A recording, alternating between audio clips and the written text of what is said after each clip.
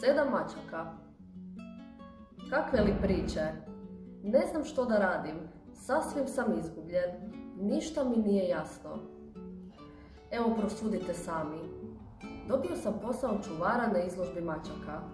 Dadoše mi kožne rukavice da me mačke ne bi grebale po prstima, pa izdadoše naredbu da razmistim mačke po kavezima i na svaki kavez napišem kako se koja zove.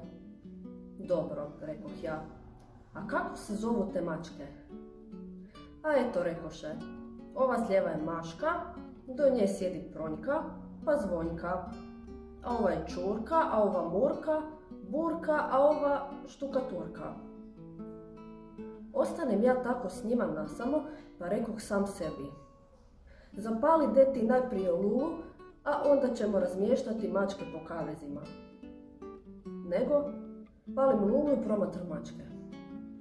Jedna pere njušku šapom, druga gleda u strop, treća šeta po sobi, četvrta proizvodi užasan zvuk, još dvije šište jedna na drugu, a jedna prilazi meni i grize me za nogu. Tako sam poskočio da mi je lula ispala. Jao, vičem, odvratna mačketino, čak ni ne sličiš na mačku. Koja si ti? Pronjka? Ili pak Čurka?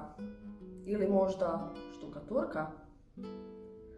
Tad odjednom shvatim da sam pobrkao sve mačke. Pojma više nisam imao kako se koja zove. Hej, vičem, Maška, Pronjka, Zvonjka, Čurka, Murka, Burka, Štukaturka. A mačke uopće ne obraćaju pozornost na mene.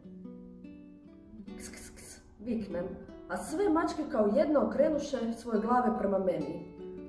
Što sad? Skupiše se mačke na prozorskoj dasci, okrenule mi leđa i gledaju kroz prozor. Ništa mi nije jasno. Mislim da sada samo jedan veoma pametan čovjek može odgonetnuti kako se koja zove.